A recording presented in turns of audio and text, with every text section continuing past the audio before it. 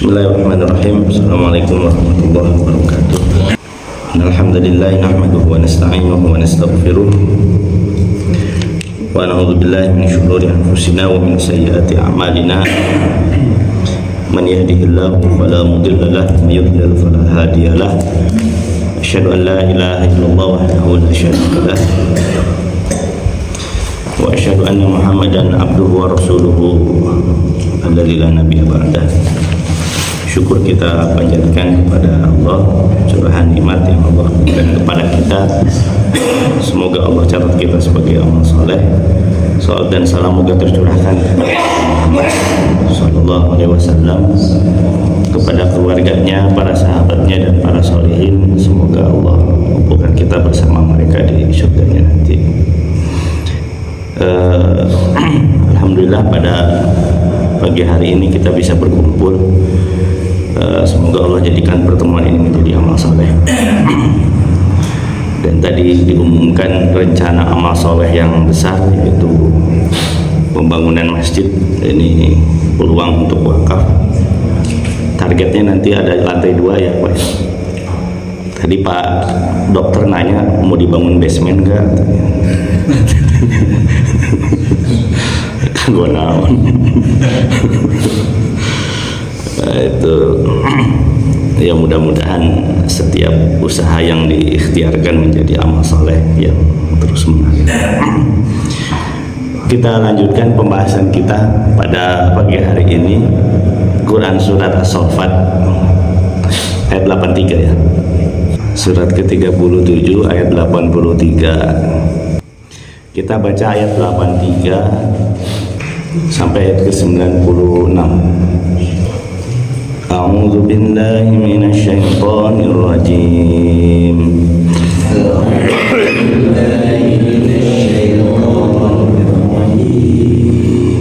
Bismillahirrahmanirrahim. Bismillahirrahmanirrahim. Wa inna min syi'atihi la Ibrahim.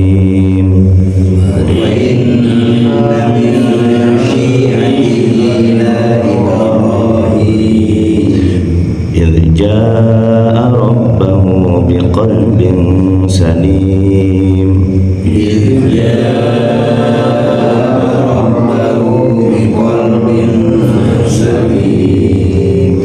إذ قال لأبيه وقومه ما تعبدون.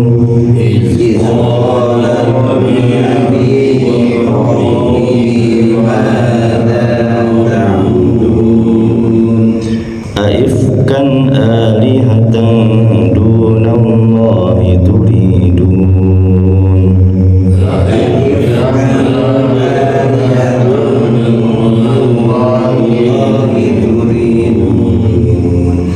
فما ظنكم برب العالمين.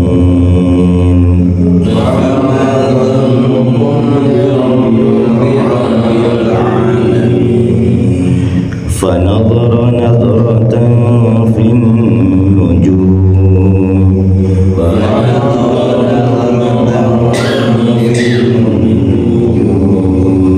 فقال إني سقيم.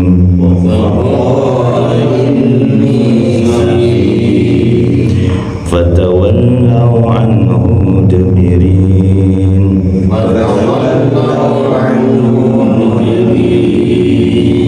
فراغ إلى آلهتهم فقال ألا تأكلون.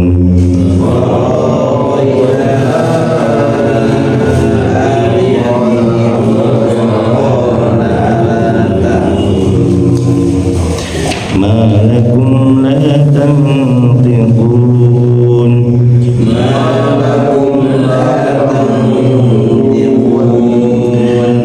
فراغ عليهم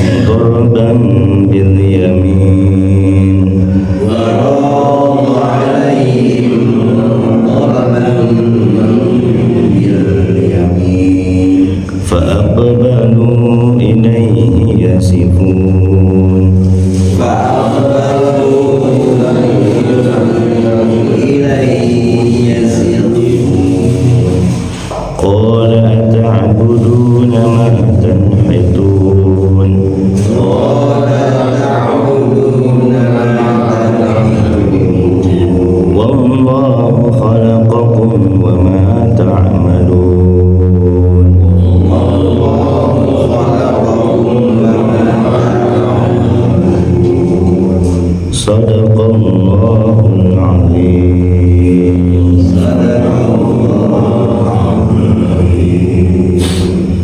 Alhamdulillah, pada barusan kita baca Quran surat As-Saffat ya. Ini lanjutan daripada yang sebelumnya. Yang sebelumnya itu ayat-ayat yang berkaitan dengan kaum Nuh, Nabi Nuh. Allah menceritakan tentang sosok Nabi Nuh alaihissalam, di mana Nabi Nuh itu adalah Rasul yang pertama. Kalau Nabi yang pertama itu Nabi Adam, tapi Rasul yang pertama itu adalah Nuh alaihissalam. Mohon maaf suara saya kayak Roma Irama. Nabi Nuh itu kan Rasul pertama plus Ulul Azmi. Ada 5 Nabi Ulul Azmi ya. Nuh, Ibrahim, Musa, Isa, Muhammad. Nah, dikatakan Ulul Azmi karena memang dakwahnya yang besar, ujiannya yang berat gitu.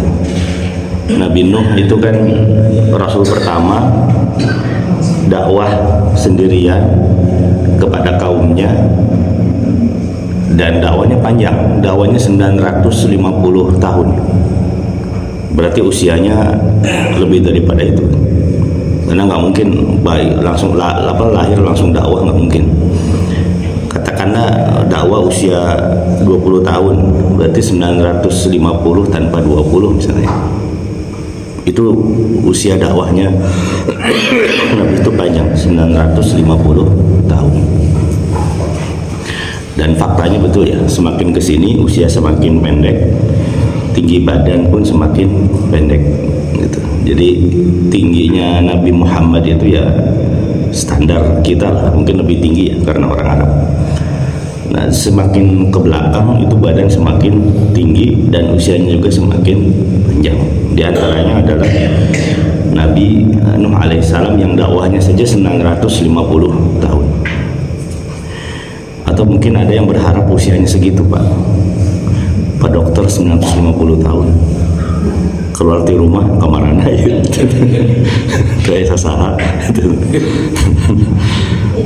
Ya nggak mungkin. Jadi paling banter usia kita maksimal sekarang yang sampai usia 100 pun langka ya.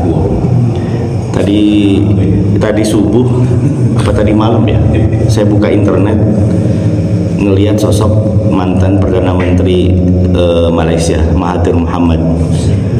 Nanti bulan Juli, 21 Juli tahun 2025, sampai apa tanggalnya, usia beliau 99 tahun. Tapi di fotonya itu beliau lagi main gitar. Artinya Allah karuniakan kepada beliau kesehatan ya, fisik dan kesehatan. Langka usia segitu, sampai 99 tahun itu kan sangat langka. Bisa lebih daripada 70 tahun aja udah bonus ya. Karena usia umat Nabi itu tidak jauh daripada usia nabinya gitu. Nah ini kalau sampai 950, sempat ada yang sampai 140 ya, meninggal di usia 142 tahun. Tapi itu sangat angka. Nah itu Nabi Nuh alaihissalam.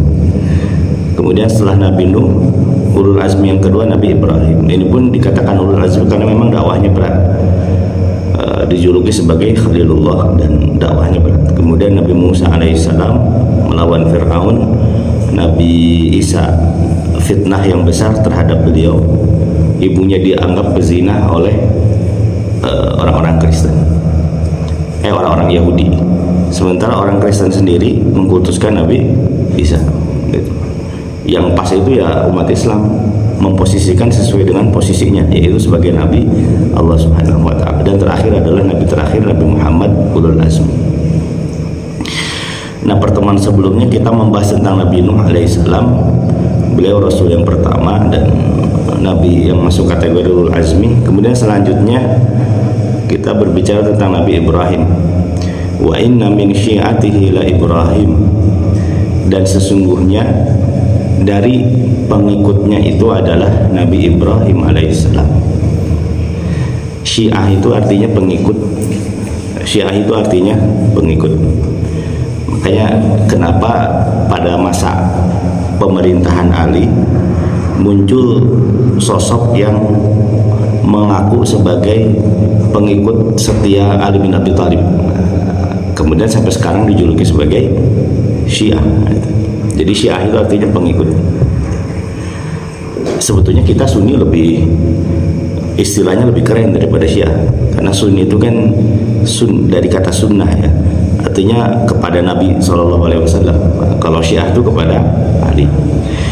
Walaupun sebetulnya itu pun apa ya, cinta kepada Ahlul Bait, tapi hanya sebatas buat tanda petik apa ya, kultus, dan sebagian bahkan mengandung kedustaan. Dan yang paling parah itu adalah yang saking mengkultuskan Ali sampai ada laki-laki ini datang kepada Ali kemudian mengatakan, ya Ali anta ilah, wahai Ali engkau adalah Tuhan. Dibakar sama Ali kan langsung, karena menganggap Ali sebagai Tuhan. Dan sampai sekarang Syiah berkembang, sekte-nya pun macam-macam. Yang paling parah itu adalah Syiah Rafidhah, itu Syiah ekstrim. Cirinya apa? Gampang, mengkafirkan sahabat Nabi, mengkafirkan Abu Bakar, Umar, Utsman, dan hampir semua sahabat Nabi, kecuali beberapa, kurang lebih 7 sahabat Nabi yang tidak dikafirkan. Nah, itu yang kurang lebih ciri-ciri daripada orang-orang Syiah. Nah, lawannya orang-orang Syiah itu adalah nasibah, jamaknya itu nawasib. Nawasib itu orang yang benci kepada Ali. Nah, bagi orang Syiah, kita itu dianggap sebagai nawasib karena mereka menuduh kita benci kepada Ali, padahal kita tidak pernah benci kepada Ali. Buktinya kita kalau menyebutkan nama Ali, di akhirnya kita menyebutkan radhiyallahu anhu, semoga Allah meridhai beliau, Ali bin Abi Thalib. Kita hanya memposisikan Ali sesuai dengan yang diposisikan oleh Rasul. Manusia yang paling istimewa setelah Abu Bakar itu adalah, setelah Rasul itu adalah Abu Bakar. Setelah Abu Bakar kemudian Umar, kemudian Utsman, baru Ali. Tapi kalau orang Syiah enggak. Jadi harusnya setelah Nabi Muhammad itu yang berhak mendapatkan khalifah itu adalah Ali bin Abi Thalib. Bahkan dalam kitab klasik mereka justru malah ada yang mengatakan sesungguhnya yang berhak mendapatkan kenabian itu bukan Nabi Muhammad tapi Ali bin Abi Thalib. Tapi malaikat Jibril salah kamar gitu. Mau masuk ke kamar Ali, ternyata di dalamnya ada Nabi Muhammad. Itu bisa nyasab itu malaikat Jibril gitu. Versi mereka gitu kan. Ini kan apa, logika yang tidak masuk akal. Nah, itu orang Syiah. Walaupun pada akhirnya Ali juga wafatnya kan tragis ya. 4 sahabat Nabi, Abu Bakar, Umar, Utsman, Ali, cuman 1 yang wafatnya tidak dibunuh, 3 itu dibunuh. Siapa? Abu Bakar, siapa? Umar, Utsman, dan Ali. Kalau kesyahidannya Umar dan Utsman itu sudah diberikan isyarat oleh Nabi ketika Nabi di atas gunung Uhud ya. Jadi Nabi lagi di atas gunung Uhud bersama Abu Bakar, Umar, dan Utsman. Tiba-tiba gempa, gunung Uhud itu bergoyang. Maka kemudian Rasul berdoa kepada Allah, ya Allah, hentikanlah goyang, wahai Uhud, berhentilah, karena sesungguhnya di atasmu ini ada seorang Nabi, Abu Bakar wa syahidaini, dan ada 2 orang syahid. Itu Rasul sudah kasih isyarat. Rasul tidak menyebutkan Abu Bakar sebagai syahid karena memang faktanya Abu Bakar tidak syahid. Tapi setelah Allah menyebutkan Abu Bakar, setelah Rasul menyebut Abu Bakar, Rasul bilang wasyahidaini, maksudnya adalah Umar dan Utsman. Nah, di situ belum diceritakan tentang Ali. Nah, Ali pun akhirnya dibunuh. Yang membunuh adalah Abdurrahman bin Muljam. Abdurrahman bin Muljam ini dia sosok Khawarij. Khawarij itu sekte yang menentang pemerintahan Ali bin Abi Thalib. Jadi berontak kepada pemerintahan sah Ali bin Abi Thalib. Sampai akhirnya Ali pun dibunuh oleh pentolan Khawarij ketika itu, namanya Abdurrahman bin Muljam. Abdurrahman bin Muljam ini hafid Quran, bukan orang kafir dia. Dia orang muslim. Namanya aja Abdurrahman gitu. Abdurrahman bin Muljam gitu. Dia hafal Quran gitu kan. Dia beribadahnya baik. Cuman masalahnya dia terhasut dengan kisruh politik. Yang kedua, salah memahami ayat-ayat berkaitan tentang jihad gitu. Dan ayat-ayat berkaitan tentang berkaitan dengan perjuangan gitu. Akhirnya kan membunuh ketika Abdurrahman membunuh Ali pun dia membunuh atas nama Allah gitu. Tapi salah menggunakan ayat-ayat Allah. Nah, ini jadi pelajaran juga, ternyata berislam itu tidak hanya berlandaskan kepada semangat, butuh juga kepada ilmu. Itu Abdurrahman itu hafal Quran, tapi akhirnya membunuh. Makanya hafalan Quran juga tidak cukup, butuh dengan pemahaman yang benar. Itu Abdurrahman bin Muljam. Nah, itu tentang Syiah secara bahasa ya, yang kemudian digunakan oleh kelompok yang sampai sekarang menamai dirinya sebagai Syiah. Nah, di sini Allah katakan wa inna min syi'atihi la Ibrahim, dan sesungguhnya dari pengikut Nabi Nuh itu adalah nabi yang selanjutnya terhalang Nabi Hud ya, yaitu Nabi Ibrahim alaihissalam. Idz jaa'a rabbahu biqalbin salim, yaitu ketika dia atau Nabi Ibrahim datang kepada Tuhannya dengan hati yang selamat. Apa hati yang selamat ini? Ibnu Katsir mengartikan hati yang selamat itu adalah hati yang bersih daripada kesyirikan. Nah, ini sekecil apapun ya. Jadi kesyirikan itu kan ada yang kecil, ada yang sedang, ada yang besar. Puncak daripada kesyirikan itu adalah menyembah selain Allah Subhanahu wa taala. Dan syirik yang paling kecil itu adalah beribadah niat bukan karena Allah tapi karena manusia. Itu yang disebut sebagai riya gitu.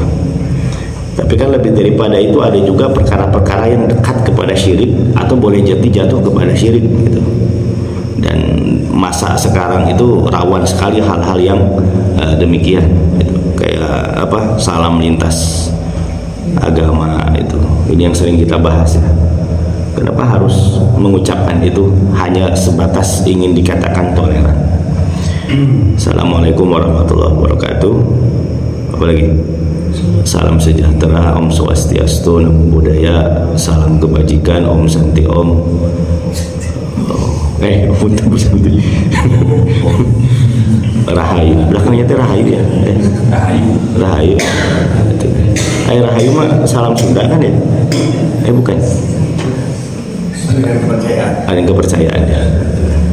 Semua salam diucapkan, dan yang namanya salam itu pasti identik dengan agama. Ketika identik dengan agama, yang namanya agama itu pasti ada figur, pasti ada zat yang dianggap agung gitu. Pasti akan mengandung pujian kepada hal tersebut gitu. Kalau Namo Buddhaya itu adalah salam, kalau Assalamualaikum adalah keselamatan dari Allah yang Maha Pemberi keselamatan. Namo Buddhaya juga pasti Buddha, ada pujian kepada Buddha. Om Swastiastu juga pasti demikian. Nah, ini diucapkan ketika sholat tahiyat, mengucapkan asyhadu alla ilaha illallah. Kebetulan yang sholat ini adalah seorang pejabat. Pas beres sholat kemudian dimulai acara, ngasih sambutan Om Swastiastu Namo Buddhaya. Jadi sahadatnya ke mana? Itu dan ini ada kurang lebih 10 tahun ke belakang ya. Sebelumnya tidak pernah ada. Ini khawatirnya malah mencampur adukan itu. Maka kemudian berkembang kepada toleransi yang bablas lagi. Sholawatan di gereja, itu sinkretisme, mencampur adukan yang namanya agama. Nah, ini biqalbin salim. Idz jaa'a rabbahu biqalbin salim. Pastikan kita itu nanti ketika menghadap Allah betul-betul bersih daripada yang namanya kesyirikan sekecil apapun. Karena sedikit pun kesyirikan itu bisa membatalkan amalan. Jadi orang berislam, beramal soleh dengan sebanyak-banyaknya selama 60 tahun, kegoda menyembah tiang listrik, coba tiang listrik disembah atau apalah menyembah yang lainnya, walaupun cuma seminggu misalnya, tapi setelah itu meninggal, itu ibadah 60 tahun. Innallaha la yaghfiru an yushraka bihi wa yaghfiru ma duna dzalika liman yasha. Innallaha la yaghfiru an yushraka bihi. Allah tidak akan pernah mengampuni dosa syirik. Wa yaghfiru ma duna dzalika liman yasha, dan Allah berkehendak mengampuni dosa selain syirik kalau Dia berkehendak. Innalladzina kafaru a'malahum kasarab. Orang-orang kafir itu amalannya seperti fata morgana. Makanya sebaik apapun orang kafir pasti ahli neraka kalau meninggal dalam kondisi kafir. Tapi sejelek-jeleknya orang beriman, orang berislam, pasti ujungnya masuk surga. Tapi ya kita mudah-mudahan nggak mampir dulu ke neraka ya, langsung ke dalam surga. Nah, maka 3 komponen tauhid itu penting. Tauhid uluhiyah, tauhid rububiyah, tauhid asma wa sifat. Nah, itu yang harus lengkap ya. Tauhid rububiyah meyakini yang mengatur alam semesta ini adalah Allah. Yang mengatur hidup kita itu adalah Allah. Yang mengatur takdir kita itu adalah Allah. Itu tauhid rububiyah gitu. Yang kedua ada tauhid uluhiyah, meyakini bahwasanya tidak ada yang berhak disembah kecuali Allah. Jadi tidak boleh menyembah kepada selain Allah.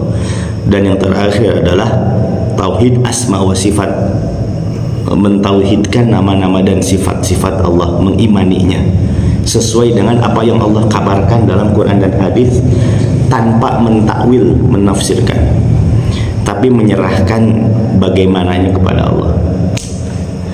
Ini di internet lagi ramai tentang perdebatan tauhid asma wa sifat gitu. Allah Ar-Rahmanu 'alal arsy istawa, Quran surat Al-Qasas ayat 5. Allah bersemayam di atas arsy. Allah menyatakan demikian ketika kita imani.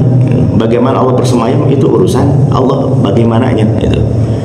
Nah, masalahnya ini ada sebagian kalangan yang mentakwilkan Allah bersemayam di atas arsy. Menurut mereka kalau Allah bersemayam berarti Allah butuh kepada tempat. Kalau Allah butuh kepada tempat berarti Allah sama dengan makhluk. Supaya Allah tidak sama dengan makhluk maka harus ditakwilkan. Bersemayam itu artinya menguasai. Jadi berpaling dari apa yang Allah maksudkan gitu. Padahal memahami akidah asma wa sifat itu gampang gitu kan. Tinggal meyakini apa yang Allah sampaikan, menyerahkan bagaimananya kepada Allah. Itu mudah sekali. Tidak perlu pakai filsafat, tidak perlu pakai ilmu kalam, tidak perlu pakai ilmu mantik gitu. Cukup mengimani apa yang Allah berikan, yang Rasul berikan gitu. Ada hadis Nabi ya, Allah tuh turun ke langit dunia sepertiga malam. Itu hadis sahih ya. Sesungguhnya Allah tuh turun ke langit dunia di setiap sepertiga malam. Ya kita tinggal imani. Rasul mengatakan demikian, turun sepertiga malam, ya tinggal imani. Bagaimana Allah turun pasti beda dengan kita, itu urusan Allah. Jangan kita berpikir kalau Allah turun berarti sama dengan manusia turun pakai lift gitu kan. Maka harus ditafsirkan, ditakwilkan, oh yang turun itu adalah rahmatnya. Justru malah berpaling dari hakikat aslinya. Mungkin muncul pertanyaan lagi, kalau Allah turun ke langit dunia, belahan bumi yang mana? Sekarang kalau misalnya tadi jam 3 ya, Allah turun ke langit dunia di Indonesia. Di Malaysia jam berapa? Di Amerika jam berapa? Jam 3 sore kan? Jadi di sebelah mana? Pertanyaannya kenapa kita harus pusing gitu kan? Kita meyakini Allah turun ke langit dunia, nggak perlu kita pikirkan pasti beda dengan kita gitu kan. Sekarang kita logikakan begini, kita percaya Allah itu maha mendengar. Allah maha mendengar setiap doa hamba-hambanya. Yang jadi pertanyaan, di muka bumi ini ada berapa juta yang berdoa? Gimana cara Allah mendengar? Kan kita nggak pernah mikirkan. Kita hanya meyakini Allah itu pasti maha mendengar. Allah turun pun demikian, itu urusan Allah. Allah turun itu. Makanya kalau kita merujuk kepada pendapat para salafus saleh ketika berkaitan dengan sifat Allah atau asma-asma Allah, mereka cukup mengimaninya tanpa memikirkan kaifiyahnya. Yahya bin Yahya Al-Laitsi, ini seorang tabi'in, seorang ulama setelah Imam Malik. Yahya bin Yahya Al-Laitsi menceritakan ada seorang pemuda datang kepada Rasulullah, kepada Imam Malik rahimahullah, pendiri mazhab Malikiyah. Laki-laki ini bilang kepada Imam Malik, ya Imam, Ar-Rahmanu 'alal arsy istawa. Wahai Imam Malik, Allah berfirman Ar-Rahmanu 'alal arsy istawa. Allah bersemayam di atas arsy. Fa kaifal istiwa? Atau bagaimana dengan ayat-ayat ini? Bagaimana Allah bersemayam di atas arsy? Apa kata Imam Malik? Al-istiwa ghairu majhul. Allah bersemayam itu bukan sesuatu yang bukan sesuatu yang tersembunyi. Karena ayatnya begitu banyak. Allah bersemayam di atas arsy. Wal kaifiyah ghairu ma'lum. Bagaimana Allah bersemayam di atas arsy? Bagaimananya? Itu ghairu ma'lum. Tidak ada yang tahu.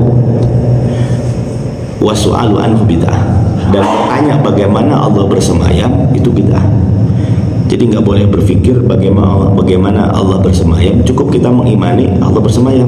Bagaimana caranya pasti beda dengan makhluknya. Gitu. Karena suka ada yang begini, saking takutnya menyerupai penyerupaan Allah dengan makhluknya, sehingga kemudian ditafsirkan. Sehingga ada yang mengatakan Allah di mana? Allah itu ada di mana-mana. Ya di mana gitu kan? Di mana-mana gitu kan. Jadi di mana gitu kan? Udah jelas dalam Al-Qur'an Allah itu ada di atas. Gitu. Ilaihi yas'adul kalim at-thayyib. Kepadanya lah perkataan itu akan naik ke atas. Bagaimana Allah di atas? Yaitu Allah yang mengatakan demikian gitu kan. Itu urusan Allah Subhanahu wa taala. Nabi mengatakan, fa idza sa'altumullah fas'alul firdaus. Kalau engkau minta kepada Allah maka mintalah surga Firdaus. Fa innahu a'lal jannah, karena surga Firdaus itu adalah surga yang paling tinggi. Wa fawqahu arsyur rahman, dan di atasnya itu ada singgasana Allah. Itu kalimat menuju ke atas. Ada seorang seorang wanita datang kepada Rasulullah. Ya Rasulullah, tentang Rasulullah sallallahu alaihi wasallam. Kemudian Nabi menanya balik, man ana, siapa aku? Kata wanita ini, engkau adalah Rasulullah sallallahu alaihi wasallam. Kemudian aina Allah? Allah fis sama. Laki-laki Rasul bilang, di mana? Rasul bilang kepada wanita ini, di mana Allah? Wanita ini bilang, Allah di langit. Kemudian Nabi mengatakan, engkau telah beriman. Jadi Allah itu ada di atas. Dan fitrah manusia begitu. Nanti kalau Ramadan ya, atau Idul Fitri, Bapak kayak Idul Fitri pada di mana? Aku mana di luhur weh gitu kan. Maksudnya siapa? Allah kan. Kita aku genteng gitu. Pasti Allah Subhanahu wa taala. Jadi fitrah kita itu adalah mensifati Allah sesuai dengan apa yang Allah sifati, tanpa mentakwilkannya dan tanpa memikirkannya. Nah itu, jadi sesiapa yang tauhid uluhiyahnya aman, tauhid rububiyahnya aman, asma wa sifatnya aman, itu berarti qalbun salim. Idh qala li abihi wa qaumihi ma ta'budun. Dan ketika Nabi Ibrahim berkata kepada bapaknya dan kepada kaumnya, mada ta'budun, apa yang kalian sembah? Aifkan alihatan dunallahi turidun, apakah kalian hendak menyembah berhala-berhala selain Allah, dan apakah itu yang kalian hendaki? Ini gambaran bahwasanya berarti bapaknya itu adalah kafir. Jadi bapaknya Nabi aja kafir. Jadi kalau Nabi Nuh anaknya yang kafir, kalau Nabi Ibrahim bapaknya yang kafir, kalau Nabi Lut istrinya kafir, Nuh juga istrinya kafir ya. Kalau Asia suaminya kafir. Yang sempurna itu kalau suami istri ya Ibrahim ya. Ibrahimnya beriman, istrinya beriman. Itu Nabi Muhammad juga demikian. Gitu. Nabi Ibrahim hendak berdoa kepada Allah keselamatan bapaknya setelah meninggal, tapi dilarang oleh Allah Subhanahu wa taala. Ini jadi gambaran tidak boleh mendoakan orang kafir yang sudah meninggal dalam kondisi kekufuran. Fama dhannukum birabbil alamin, gitu kan. Kemudian Ibrahim mengatakan, bagaimana pendapat kalian tentang Tuhan semesta alam, gitu kan. Artinya Nabi Ibrahim bingung melihat umatnya yang kufur.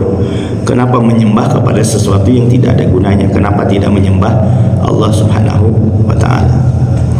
Kemudian di sini Nabi Ibrahim digambarkan oleh Allah, fa nadhara nadratan fin nujum. Kemudian Nabi Ibrahim itu melihat langit ke atas, melihat bintang. Apa maksudnya? Berpikir beliau. Bukan berpikir menghitung bintang, bukan. Tapi berpikir apa yang harus dilakukan supaya ayahnya dan kaumnya itu tidak lagi menyembah berhala. Saya juga berpikir, kenapa berpikirnya harus melihat bintang gitu. Tapi yang namanya bintang itu kan pasti melihatnya ke atas ya. Dan rata-rata kita kalau berpikir kan ngeliat ke atasnya. So kalau ditanya gimana ini teh, masih ke atas ngeliatnya, itu ke atas. Itu Nabi Ibrahim juga demikian. Jadi fanadhara nadratan fin nujum gitu. Jadi Nabi Ibrahim melihat kepada bintang, berpikir ini bagaimana caranya menghentikan kaumnya itu menyembah selain Allah Subhanahu wa taala. Nah, setelah Nabi Ibrahim berpikir, ternyata kaumnya melihat. Akhirnya kaumnya itu justru malah mengajak Nabi Ibrahim supaya datang kepada ibadah ritual mereka. Ditolak oleh Nabi Ibrahim. Apa alasannya? Sebetulnya beliau sehat, tapi supaya baik-baik menolak ajakannya, maka beliau mengatakan, faqala inni saqim. Aku nggak bisa pergi, aku lagi sakit. Nah, di sini Nabi Ibrahim berbohong. Yang mengatakan berbohong bukan saya, tapi Nabi Muhammad SAW. Sehingga ada riwayat dalam Bukhari Muslim, riwayat dari Abu Hurairah, Nabi Ibrahim itu berdusta seumur hidupnya cuma 3 kali. Pertama adalah ketika ini, ketika diajak ke tempat ibadah orang-orang kafir, beliau tidak mau, tidak punya alasan, maka bikin alasan palsu, yaitu sakit. Ini bohong pertama Nabi Ibrahim. Tapi ini juga gambaran kepada kita bahwasanya sebagaimana Nabi Ibrahim menolak ajakan beribadah ke tempat orang kafir, kita pun tidak boleh. Tanggal 25 Desember Natalan kita datang ke sana, itu tidak boleh. Atau nanti ketika hari Waisak atau yang lainnya datang ke tempat ibadah mereka, itu tidak boleh. Itu jadi larangan datang ke sana. Dan tentunya mengucapkan selamat hari raya mereka pun tidak boleh gitu ya. Selamat Natal, selamat apa lagi, Waisak, itu tidak boleh ya, jelas karena itu berkaitan dengan ibadah mereka. Yang kedua, dustanya Nabi Ibrahim itu adalah ketika Nabi Quran surat Al-Anbiya ayat 65 kalau tidak salah, 65 ya, kalau nggak 65 85. Ketika Nabi Ibrahim ditanya siapa yang menghancurkan patung yang kecil ini, apa kata Nabi Ibrahim? Sesungguhnya yang melakukan itu adalah kabiruhum, patung yang besarnya. Itu Nabi Ibrahim bohong, karena piraku patung besar ngebunuh patung kecil. Itu bohong yang kedua. Bohong yang ketiga Nabi Ibrahim itu adalah berkaitan dengan siapa? Siti Sarah, istrinya. Kan Siti Sarah itu cantik jelita ya. Suaminya punya suami Nabi Ibrahim. Suatu saat Nabi Ibrahim dan Siti Sarah itu datang ke seorang raja, dan seorang rajanya itu suka kepada perempuan, mata jelalatan. Nah, Nabi Ibrahim bilang kepada Sarah, wahai Sarah, engkau adalah istriku yang cantik, dan kalau raja itu tahu engkau istri saya, pasti dia akan ngerebut engkau dariku. Nah, ini rajanya pebinor, perebut bini orang gitu. Itu si rajanya ketika itu. Maka supaya engkau tidak direbut, maka engkau jangan ngaku istriku, gitu kata Nabi Ibrahim. Ya. Nah, kata Nabi Ibrahim, supaya engkau tidak direbut oleh si para raja itu, engkau jangan ngaku sebagai istriku, tapi ngaku sebagai saudariku, sesama muslim, gitu kan. Karena yang Islam itu masih berdua, itu masih sedikit gitu. Tapi akhirnya tetap saja, karena memang Sarah cantik, walaupun dia sudah mengaku sebagai saudaranya Ibrahim, datang berita kepada rajanya, ada seorang wanita cantik datang ke pekarangan kerajaan gitu. Ketika dekat itu akhirnya sang raja panggil wanita tersebut. Akhirnya raja itu ketika Siti Sarah sudah ada di hadapannya, raja itu langsung menjulurkan tangannya mau memeluk Siti Sarah gitu. Tapi pas mau memeluk tiba-tiba tangannya itu kaku. Kemudian berdoa, rajanya bilang kepada Sarah, Sarah, berdoalah kepada Tuhanmu supaya tanganku ini tidak dibelenggu seperti ini. Akhirnya Siti Sarah berdoa, ya Allah lepaskanlah. Akhirnya lepas. Harapan Siti Sarah setelah dilepaskan, dia tidak lagi menggoda Siti Sarah, malah menggoda lagi, mau meluk lagi. Akhirnya ditahan lagi oleh Allah.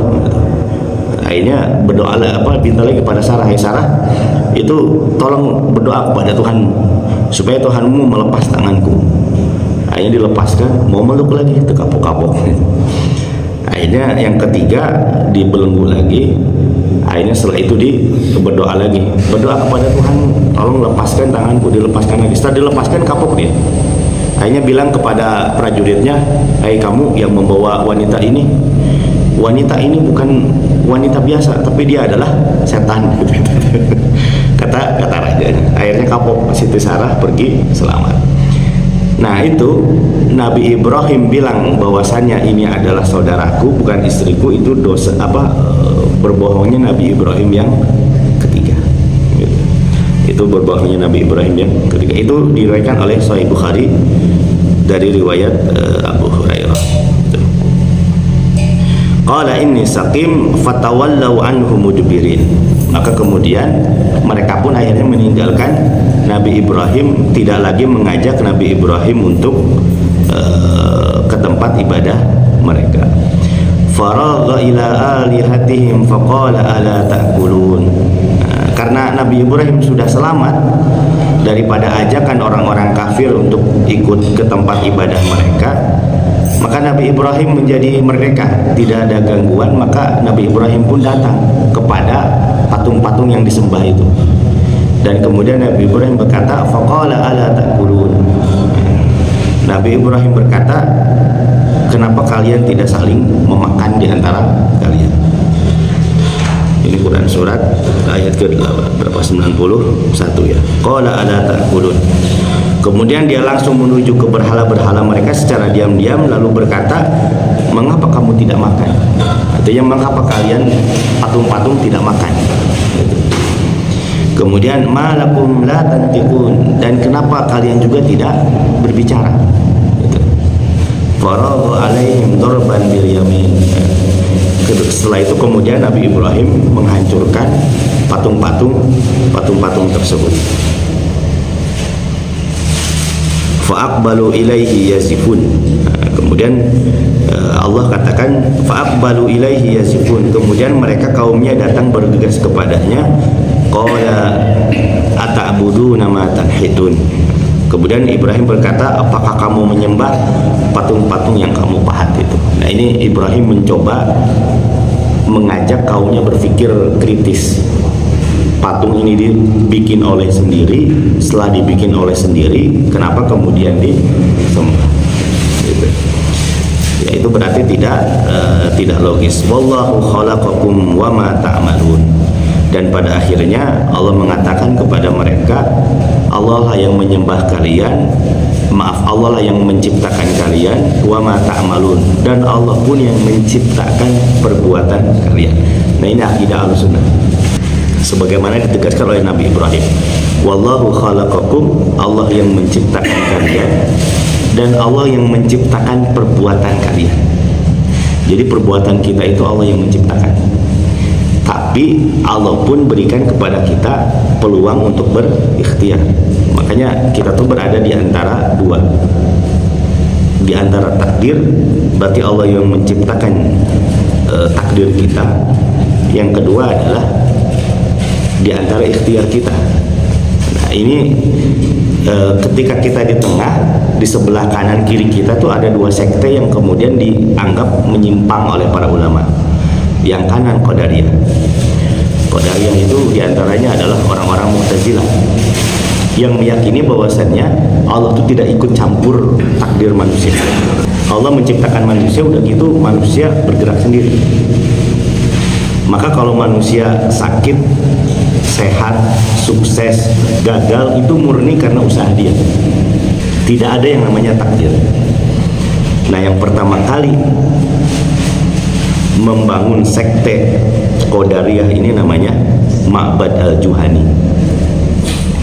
Ma'bad al-Juhani itu datang dari wilayah timur. Fitnah itu muncul kebanyakan dari Basrah, dari Kufah, Baghdad, Irak kebanyakan. Kemudian ke sebelah timurnya lagi Khurasan. Nah, yang pertama kali menciptakan keyakinan Qadariyah itu adalah Ma'bad al-Juhani. Ini pada masa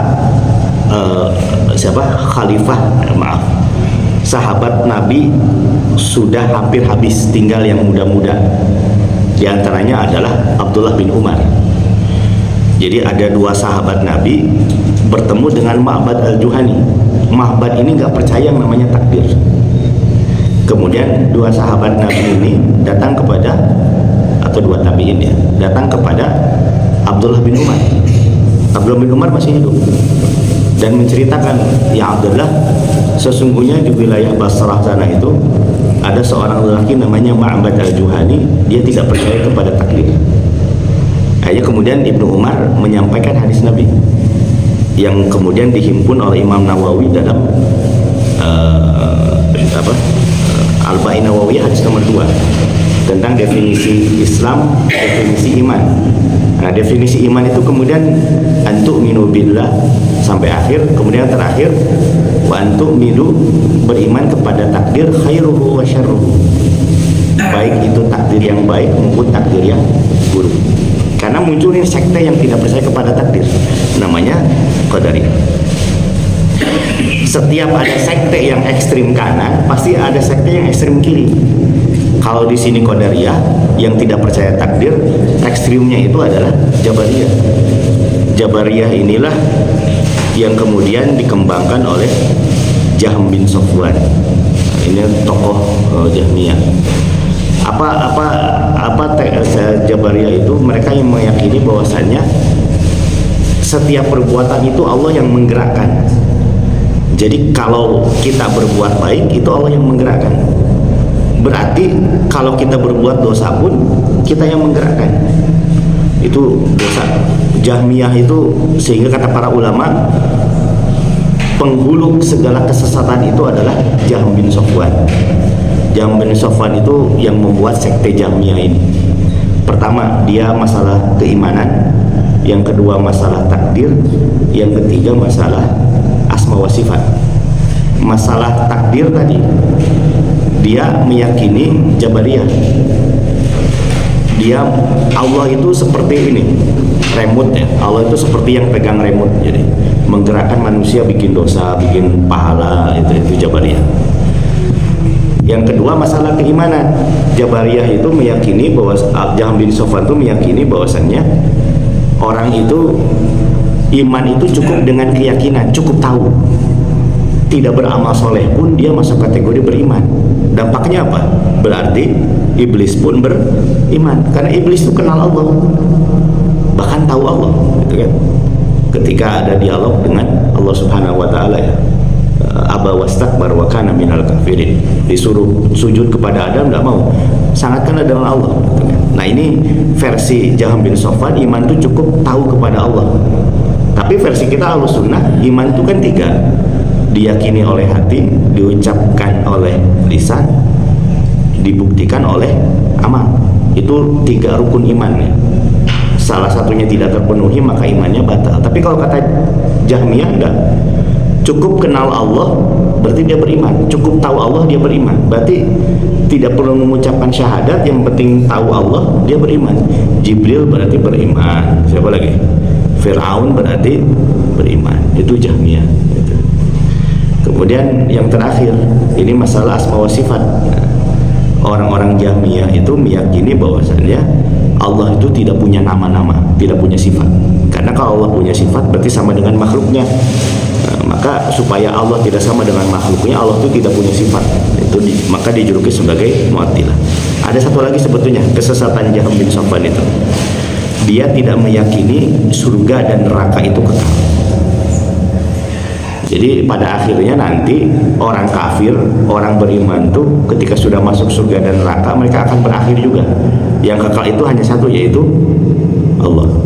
Itu 4 kesesatan Jahm bin Safwan, maka para ulama sepakat Jahm itu kafir. Nah, itu tentang masalah takdir. Nah, ini jadi masalah iman pun akidah ternyata tidak simpel, butuh yang namanya ilmu tentang akidah. Wallahu a'lam bishawab. Baik Bapak Ibu yang Allah muliakan, ini pembahasan kita tentang Quran surat As-Saffat 82 sampai 96. Mudah-mudahan ada manfaatnya. Selanjutnya barangkali ada mengadil itu lah kita.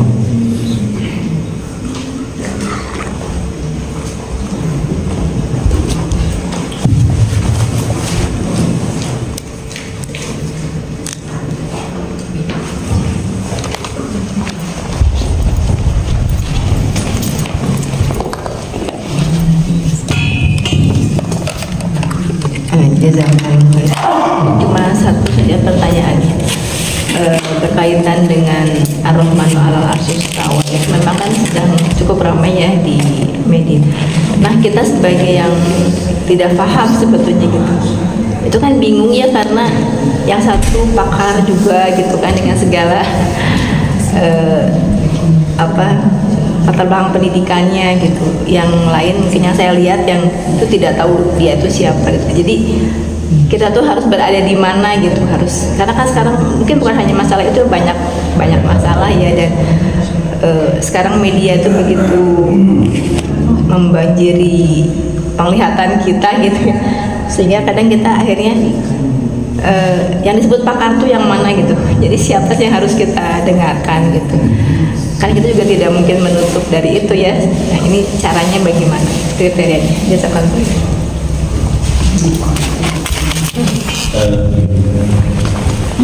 Ini tuh memang pangkal daripada kekisruhan ini tuh karena memang sekarang itu banyak yang ingin cepat dapat follower, sehingga membuat sesuatu yang kontroversi. Pangkal keributannya itu kan sosok berinisial H dan P, HP. Dia itu seorang konten kreator, membuat kekisruhan gitu. Nggak perlu saya sebutkan lah ya, sosok HP itu, PHP, HP sosok dan HP itu. Kemudian cuman masalahnya sepertinya dia itu seperti disusupkan, kemudian muncul keramaian gitu kan. Nah, sebetulnya masalah pengkajian akidah asma wa sifat itu memang betul Bu, itu masuk kategori beberapa pelik. Sebetulnya nggak pelik, gampang gitu, cuma dibikin pelik gitu. Dibikin pelik oleh yang menganggap bahwasannya itu dibikin pelik oleh orang yang terlalu lincah berpikirnya gitu. Maksudnya begini, maksud saya itu, sejak dahulu yang namanya perdebatan akidah asma wa sifat itu sudah ada antara ahlul hadis dengan ahlul ra'yi, orang yang mengandalkan hadis, Quran dan hadis, dan orang yang mengandalkan akal, yang disebut sebagai ilmu kalam lah ya. Nah, kalau yang namanya hadis pasti patokannya itu adalah riwayat, dan riwayatnya sampai kepada Nabi Shallallahu Alaihi Wasallam. Kalau ahli kalam, ilmu kalam, pasti andalannya itu adalah rasio, dan persinggungan ilmu kalam dengan filsafat itu sangat dekat. Munculnya ilmu kalam itu karena para ulama niat awalnya baik, ingin menghantam filsafat yang mulai masuk kepada dunia Islam, karena faktanya banyak sarjana Islam yang terinfiltrasi oleh filsafat. Kita kenal sosok populer namanya Ibnu Sina ya. Ibnu Sina tuh kafir. Ibnu Sina itu kufur, dan yang mengkafirkan hampir seluruh ulama yang faham tentang akidah. Imam Ibnu Taimiyah mengkafirkan, Al-Ghazali mengkafirkan. Alasannya apa? Imam Ghazali itu membuat kitab namanya Tuhfatul Falasifah. Di dalamnya itu mempreteli 20 kaidah filsafat. Dari 20 kaidah filsafat ini ada 3 prinsip filsafat yang menyebabkan sesiapa yang mengimaninya jatuh kepada kufur. Sayangnya filosof muslim itu banyak yang percaya. Di antaranya itu adalah Ibnu Sina, Al-Farabi itu. Apa tiganya ini?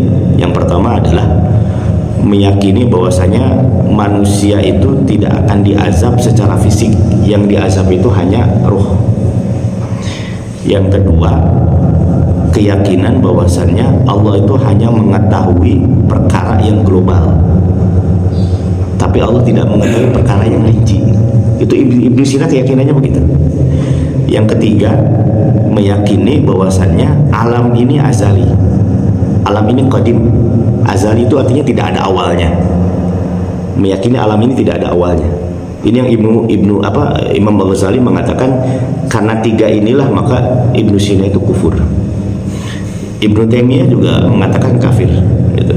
2 sosok yang berseberangan ini walaupun beda zaman, yang satu ahli ra'yi, ilmu kalam, yang satu ahli hadis, keduanya sepakat Ibnu Sina itu kafir karena meyakini 3 dari prinsip filsafat ini.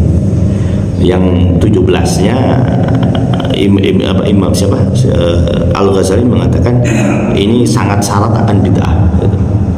Makanya dahsyat filsafat Yunani ketika masuk kepada Islam itu dahsyat. Nah, muncullah para ulama Islam ingin membantah filsafat gitu.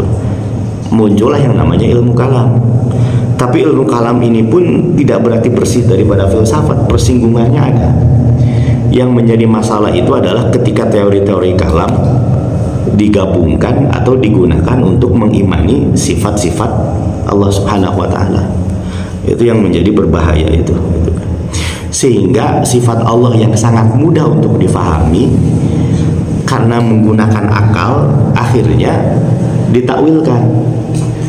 Ibnu Qayyim itu bilang begini, Ibnu Qayyim Al-Jauziyah, sesungguhnya orang yang mentakwil itu dia melakukan tasbih dulu. Tasbih itu menyerupai. Kan begini ya, Imam Ibnu Umar, kemudian Imam Madhab, Ibnu Khuzaimah, dan Imam Ibnu Abdul Bar, itu kan ulama-ulama zaman dahulu ya. Mereka menetapkan sifat Allah apa adanya tanpa memikirkan bagaimananya. Dianggap oleh ahli kalam, akidah Asy'ariyah, Imam Asy'ariyah, kaum Asy'ariyah itu menganggap siapa yang menetapkan sifat Allah berarti menyerupai Allah dengan makhluknya.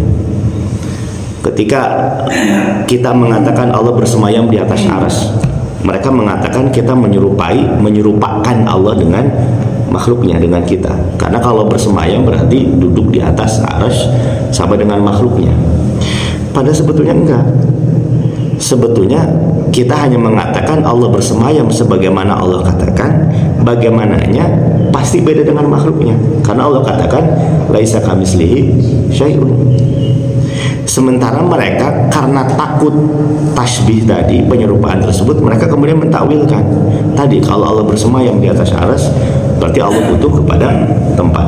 Kalau butuh kepada tempat berarti sama dengan makhluknya. Supaya tidak sama dengan makhluknya berarti harus ditakwilkan. Bersemayam itu bukan bersemayam berarti menguasai gitu. Jadi menyimpang maknanya gitu.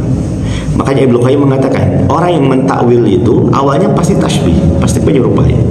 Kayak barusan ya, ketika dia mengatakan kita jangan mengatakan Allah bersemayam, karena kalau Allah bersemayam berarti sama dengan makhluknya. Itu kan menyerupakan dulu kan dalam benaknya itu. Nah, kemudian dia akhirnya mentakwilkan.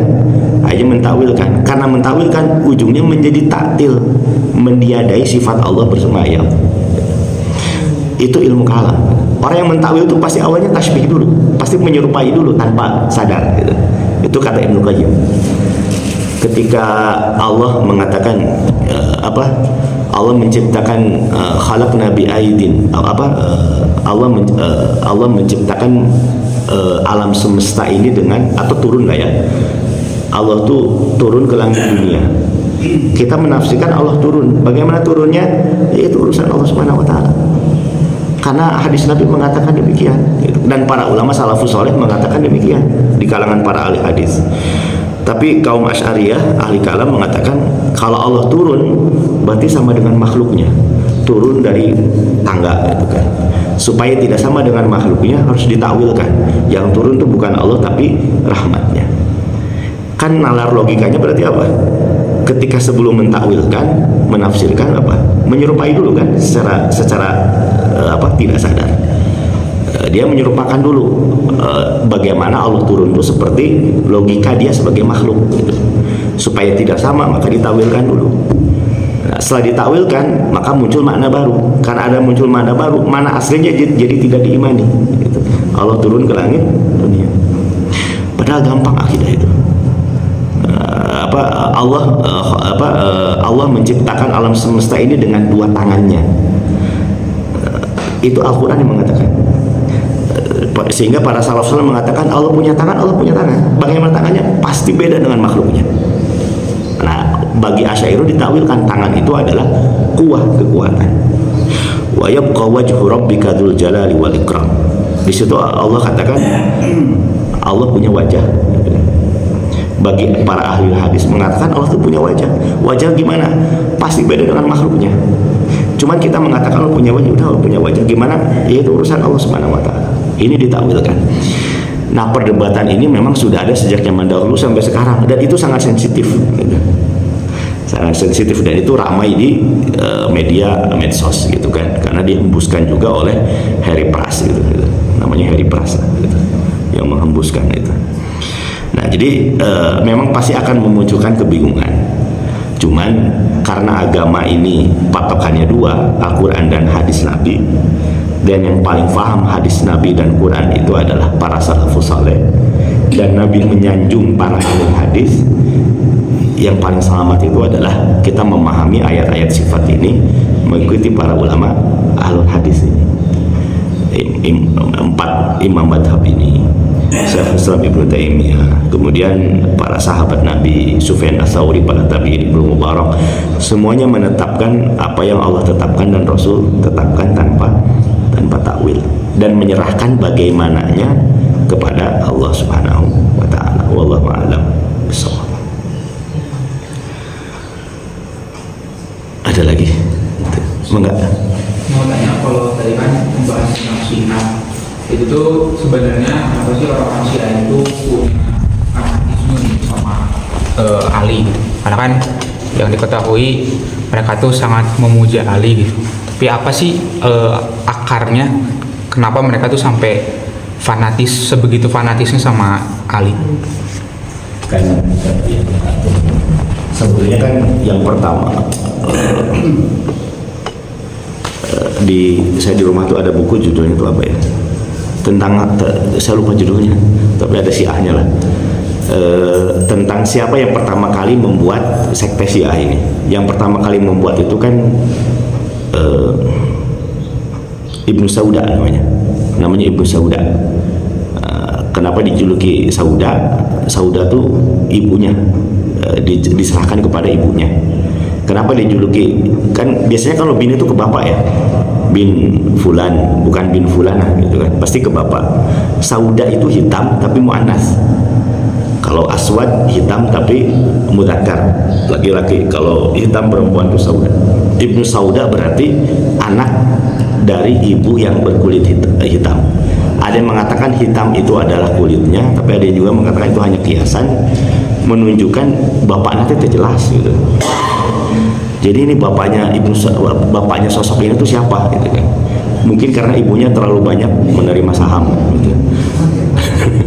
Dari laki-laki yang tidak jelas, akhirnya binnya kepada ibunya. Nah, Ibnu Sauda ini awalnya Yahudi, kemudian masuk Islam, membuat ricuh, kemudian Yahudi lagi.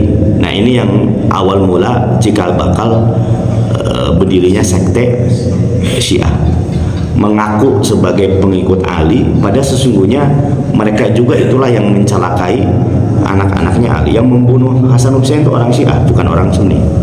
Tapi selalu yang dipersalahkan itu orang Sunni, itu padahal mereka yang membunuhnya itu, dan itu tercatat di dalam literatur mereka.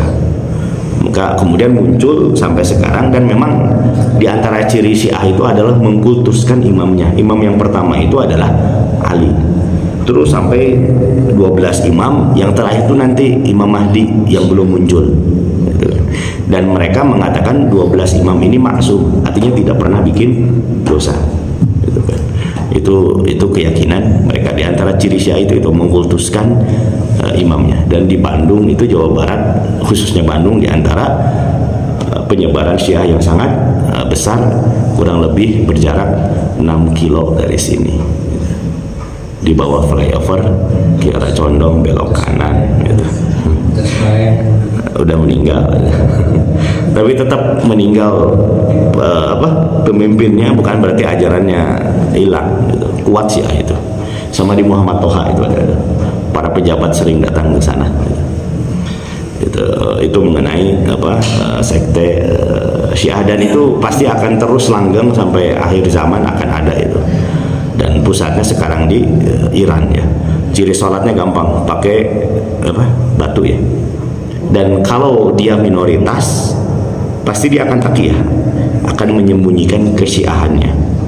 Karena taqiyah bagi mereka itu rukun, wajib menyembunyikan. Tapi kalau dia sudah mayoritas, sudah selesai kita.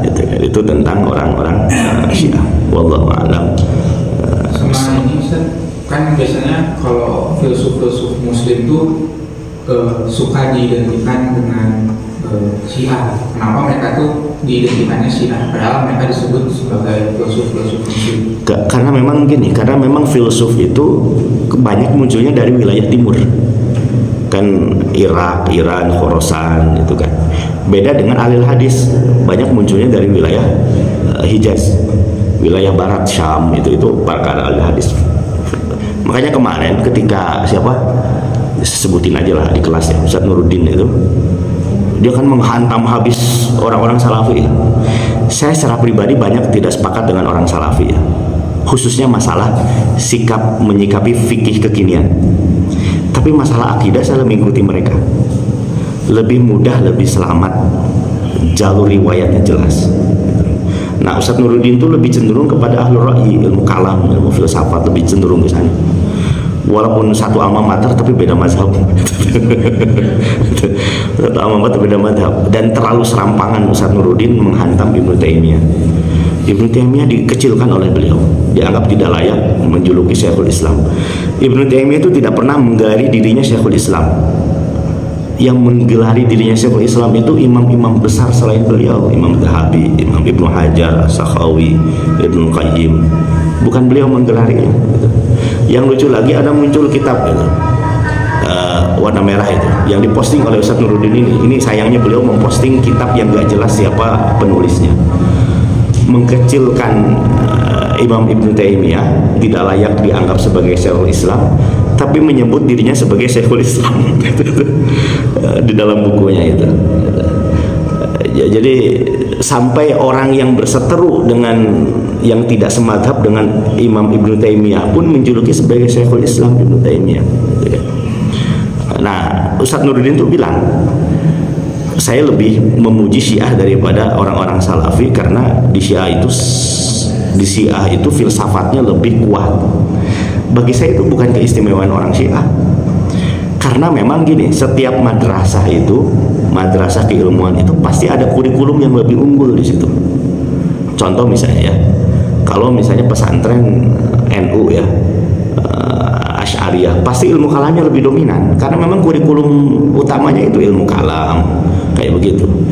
Nah, tapi kalau di Syiah filsafatnya lebih kuat karena memang kurikulumnya itu, dan memang filsafat itu munculnya dari wilayah timur, dekat ke Yunani, ke sana, bukan hal yang istimewa.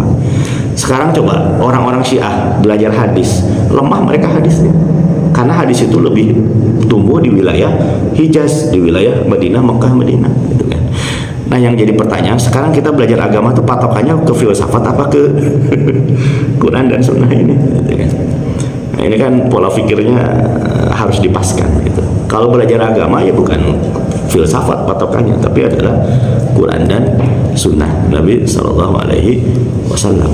Dan filsafat yang dikembangkan di Iran itu bukan filsafat baru, tapi filsafat yang memang sudah dicetuskan oleh Socrates. Socrates punya murid Plato, Plato punya murid Aristoteles. Aristoteles yang kemudian mengkampanyekan filsafat ketuhanan itu bukan yang baru yang dikembangkan di Iran, itu bukan filsafat original mereka, tapi hanya mengikuti mereka. Kemudian muncullah Ibnu Sina tadi. Nah, itu tentang yang demikian. Jadi percayalah, belajar agama pakai filsafat puyeng gitu. Nabi sudah mengajarkan agama itu mudah gitu, tidak perlu yang begitu. Wallahu a'lam bishawab. Sudah cukup siang ya, Bapak Ibu yang Allah muliakan, cukup pusinglah kita pagi ini. Mudah-mudahan bermanfaat. Setidaknya ini intermezzo aja lah pembahasan kita ya. Kita tutup dengan doa kifaratul majlis. Subhanaka Allahumma wa bihamdika, asyhadu an la ilaha illa anta, astaghfiruka wa atubu ilaik. Kekurangan pasti adanya. Assalamualaikum warahmatullahi wabarakatuh.